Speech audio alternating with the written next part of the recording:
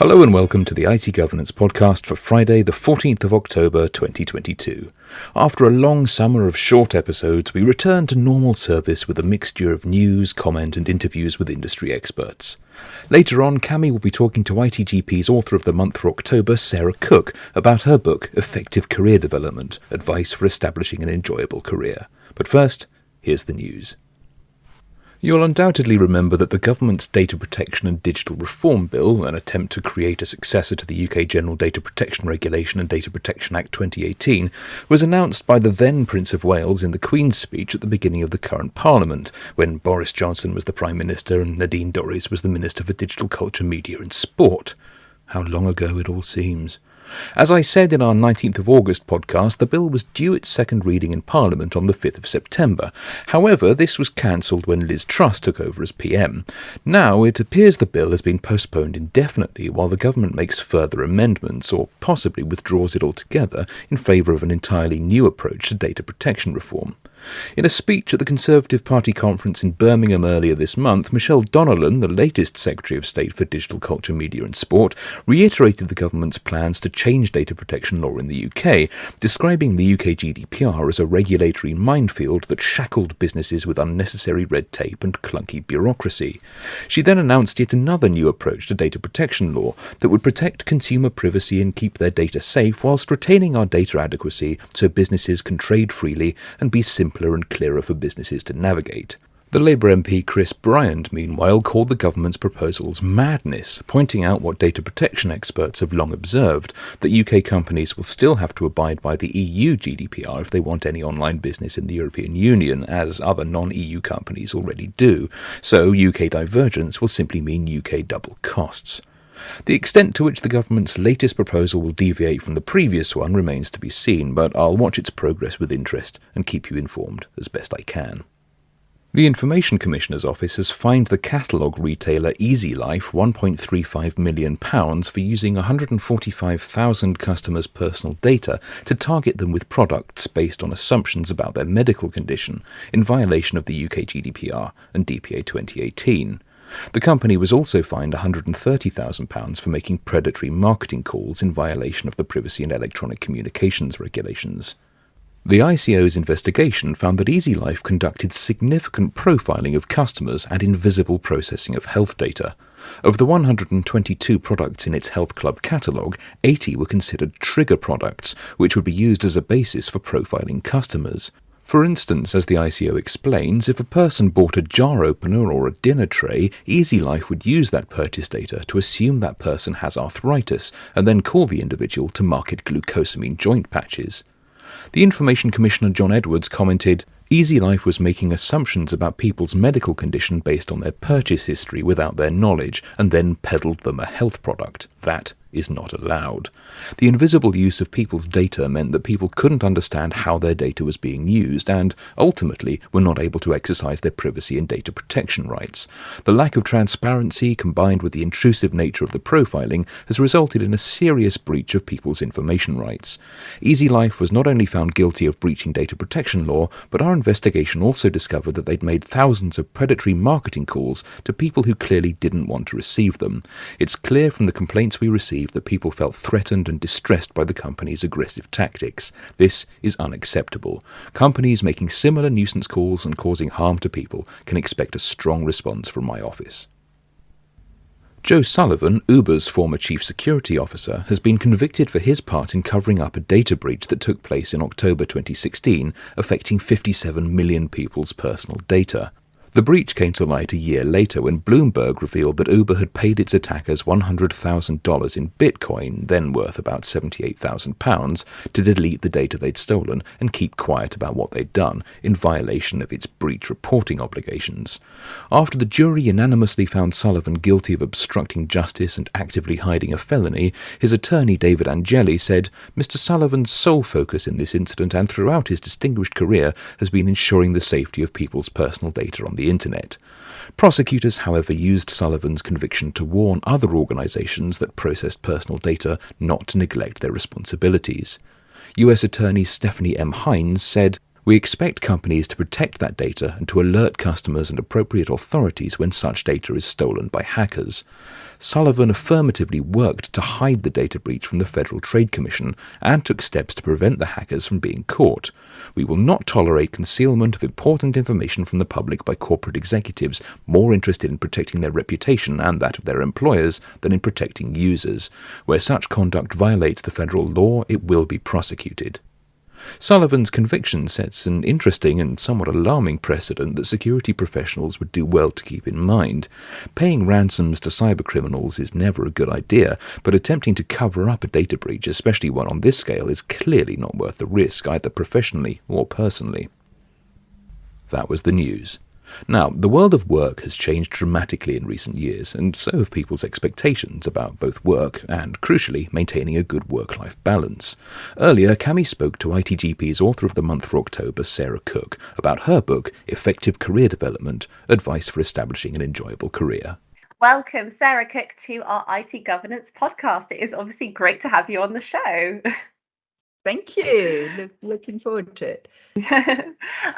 So you're on the show because clearly you are a brilliant author, because you have just been named IT Governance Publishing's Author of the Month for October. So obviously, serious congratulations. And today we're going to be talking about your book, Effective Career Development, which is available to buy on the itgovernancepublishing.co.uk website.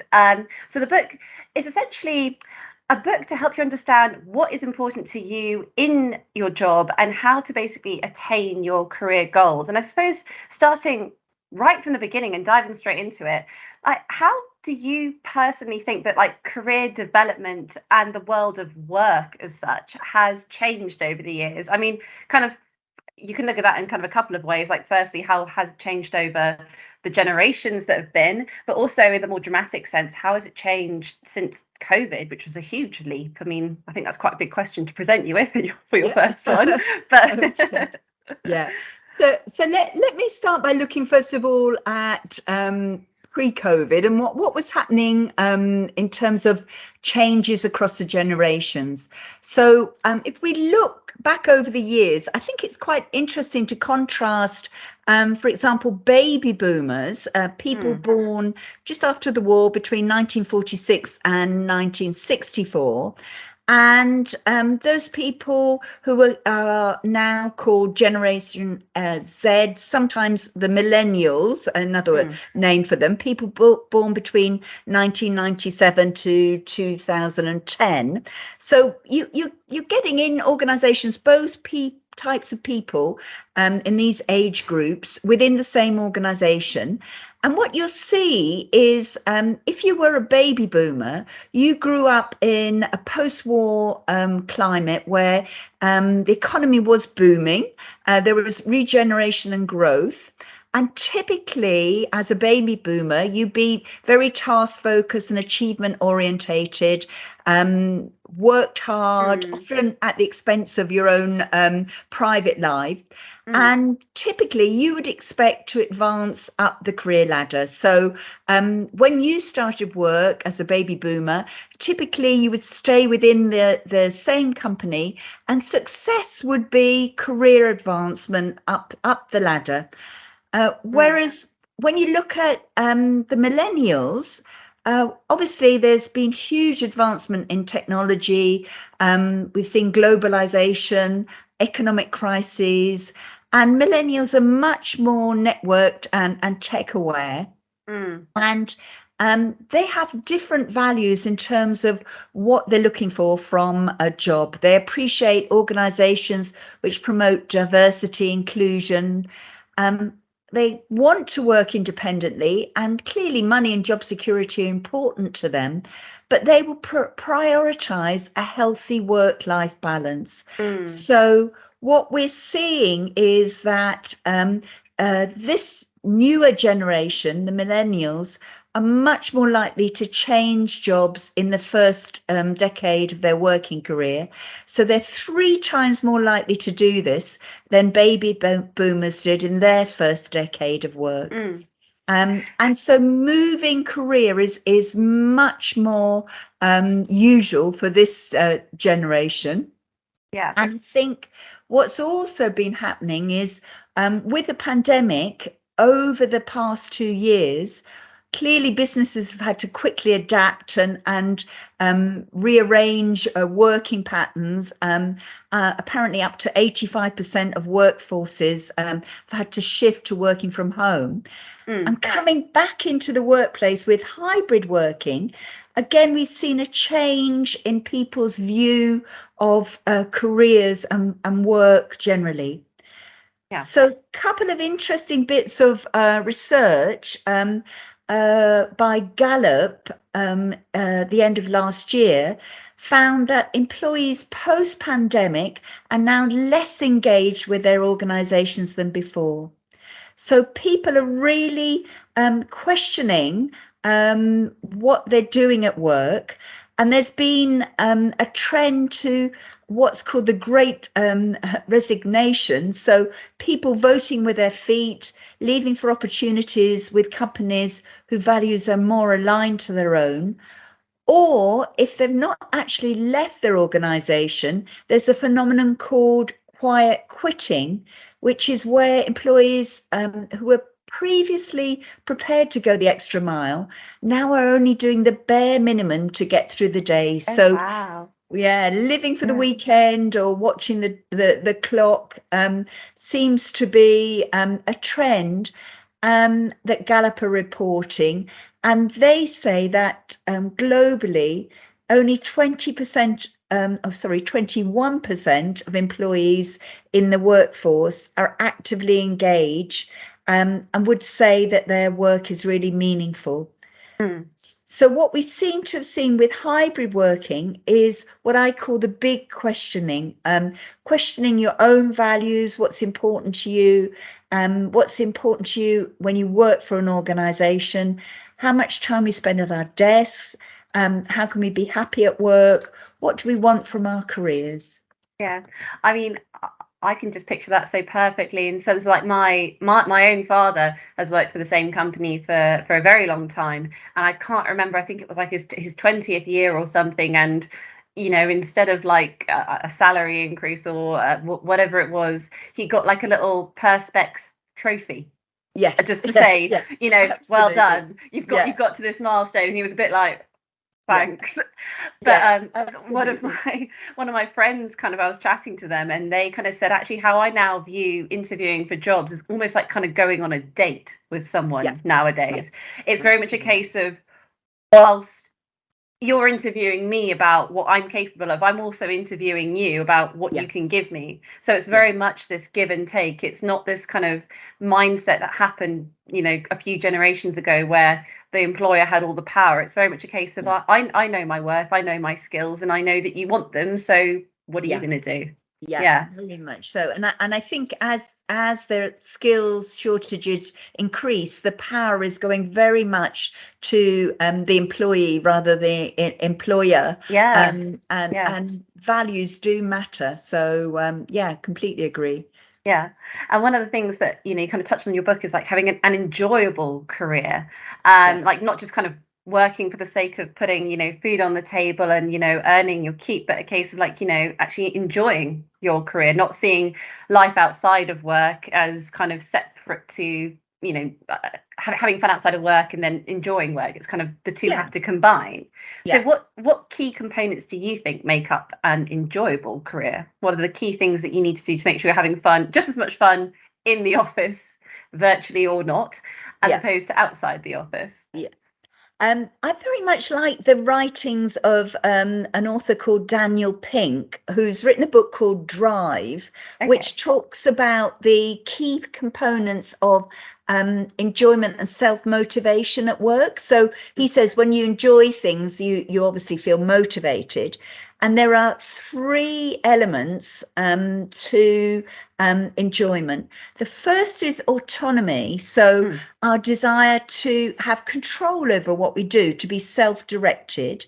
The next one is mastery. By that, we mean being able to develop your skills to do even better, to be an expert in your field.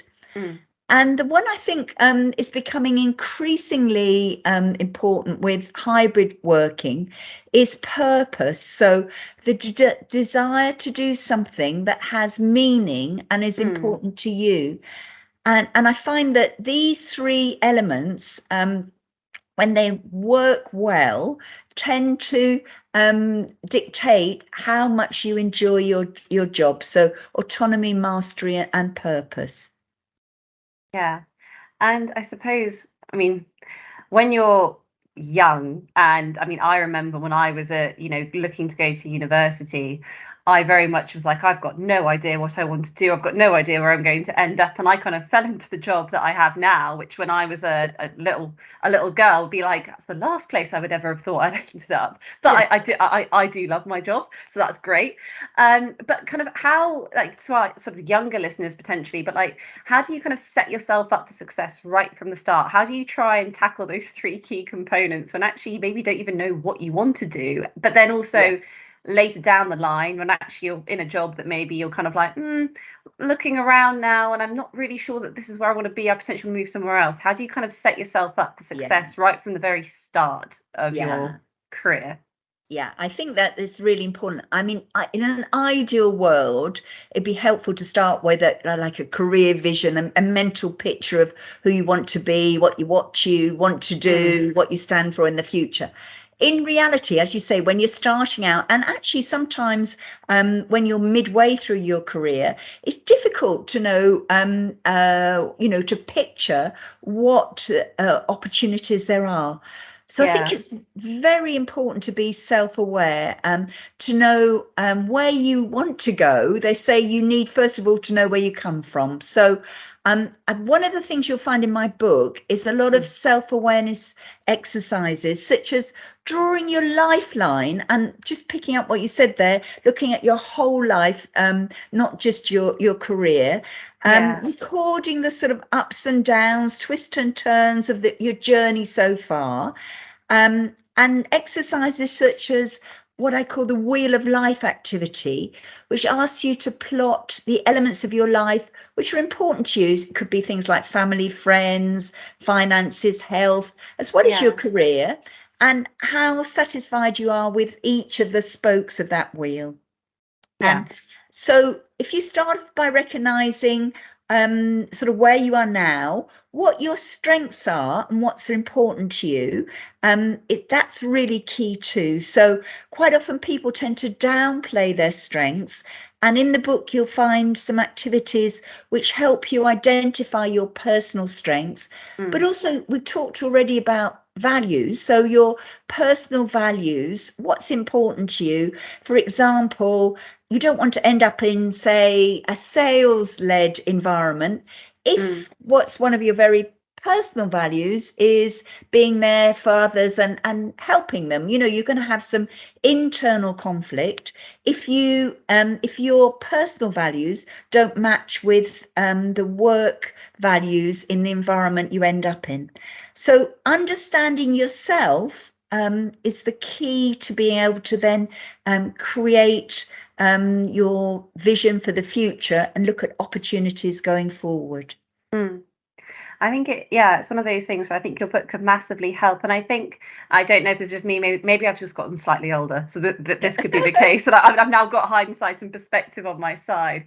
But I don't know if maybe this generation are better at listening to themselves as older generations, where instead of, as we've touched on before, people kind of felt, well, this is the path I have to follow because this puts bread on the table and this is what I have to do to make money. Whereas now people seem to have more awareness of kind of who they are and what they want. Very much so. And it's not all about money. Yes, money is important, but personal fulfillment and that sense of purpose and development is key too. And actually kind of leads me nicely on to my next question, which is in your book you kind of touch on the fact that career development now is no longer about necessarily climbing that corporate ladder. So, and as you said, it's not necessarily about money. So what should successful career development look like these days? Is maybe climbing the corporate ladder a little bit of a dated phrase?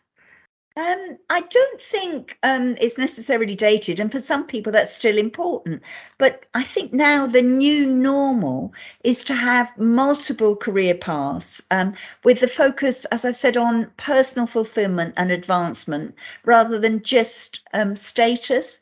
So there was a report recently by the Chartered Institute of Personal Development that found that job satisfaction and work-life balance are now more important to people than thinking about the career ladder in terms of corporate organizations.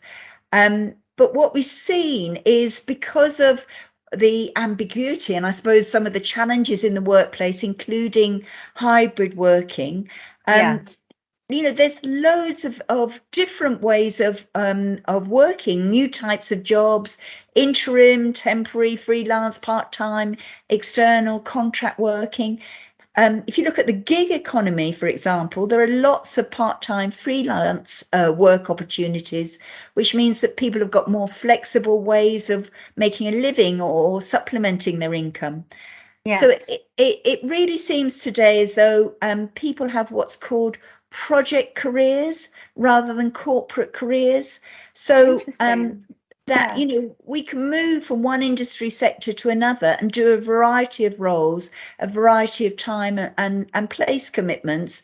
And that is becoming the new normal rather than necessarily climbing the corporate ladder. Yeah.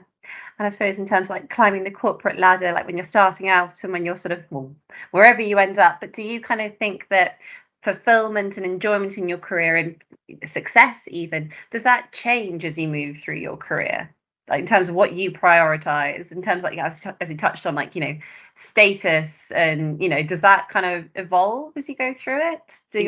Yeah, absolutely. In my book, I talk about different life stages. So what we know is different things are important to people at work at different ages. So if you look at the workforce today and the span of generation, somebody who's just starting out, say age between 16 and 21, is going to be more interested, for example, on establishing their independence, making their own choices, as opposed to, say, somebody who's in their 50s, who's perhaps more aware that time is finite, and they put more focus on the here and now, for example. So I think one of the things to recognize is that we want different things from our careers at different life stages, and also related to our family commitments and what's happening outside work. Yeah. That sort of awareness that, like, when you're younger, you're very much starting out, you're trying to make a name for yourself, improve yourself. I mean, I remember how hard it was just, getting a job when I came out of university, and you just wanted to fight for it. Absolutely. Whereas when you've kind of been around the block, as it were, you now have that sort of reassurance of, no, I know my trade, I know what I'm doing. And actually I can now focus slightly more outside of, just career. Very much so. And so do you think, a difference between success and enjoyment in a career? Because I mean, as we've kind of touched on, not necessarily when you start out, but in older generations, success is maybe more towards status and monetary value of your job, as opposed to enjoyment. Nowadays, it seems to be moving towards, there could be a combination of the two. But do you think that they're kind of intertwined, or can you be successful and enjoy your career, or is it one or t'other? It's an interesting topic, because most researchers have actually assumed that success in the workplace causes somebody to be happy and enjoy their job. But in fact, you could put forward an alternative hypothesis that enjoyment of your job actually causes success. So if you like what you do, you're more likely to be successful. But I suppose when it comes right down to it, both enjoyment and success are interconnected in a sense. So enjoyment affects your level of success, and your level of success affects your enjoyment. However, I would say there is a big caveat here. What is success? It says perception, and what people consider to be successful in a career may be different according to your own personal values. So, for example, if you take people who work in the nursing function in the NHS. They're very dedicated people and give a lot of personal commitment. But maybe they don't want to progress up the corporate ladder, but they very much enjoy and master what they do. So I think success and enjoyment are all relative. Yeah, no, I completely agree with that. And I know we are slightly running out of time, but I'm going to be slightly cheeky. And so my sort of final question, I know it's a slight advancement on our, for our listeners on your book, but what advice do you have for our listeners on how to set career development objectives and how to also identify areas for growth and advancement, obviously particularly for the cybersecurity industry? So what kind of tidbits can you give us from your book as a sneaky preview? Okay, thank you. Well, we've already discussed actually reflecting on where you come from, what you've achieved, recognizing your strengths and transferable skills. And that will help you look at development areas and what's important to you in terms of your values. And we just touched on the fact that obviously with age and different life stages, that can also impact your career development choices. But I'd really recommend a couple of things which I've found personally very helpful in my own career, and I think would help in the cybersecurity industry. The first one is, to take some time to build your own self-confidence, to positively present your strengths and the value you bring to the organization. So having a strong personal brand, it could be online, in writing, face to face, really, really key, is particularly if you're looking at career opportunities within and your own organizations and outside.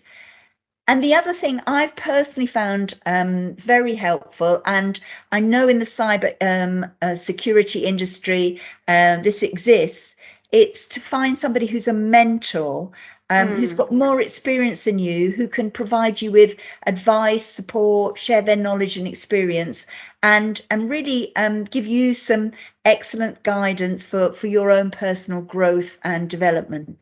So 2 key things, really. 1, build your own personal brand. And secondly, I'd really recommend finding a mentor. Yeah, no, absolutely. That's fantastic, Sarah. And to find out more, you should 100% buy Sarah's book. So that is available at itgovernancepublishing.co.uk. Sarah is our author of the month. Very well deserved, in my humble opinion. Sarah, it has been fantastic to have you on the show. Thank you so much for talking to us today. My great pleasure. Thank you. Thank you, Cami. You can buy Effective Career Development by Sarah Cook from the IT Governance website or direct from its publishers, our sister company IT Governance Publishing, for £15.95. That's it for this time. As ever, you can get in touch with us either by leaving a comment on the blog or via Twitter at ITGovPod, that's my account, or at IT Governance. We'll return in a fortnight, but until then, our archive is on SoundCloud, Amazon Music, Spotify, and Apple Podcasts, and you can find everything you need to implement and maintain cybersecurity defense in depth on our website, itgovernance.co.uk.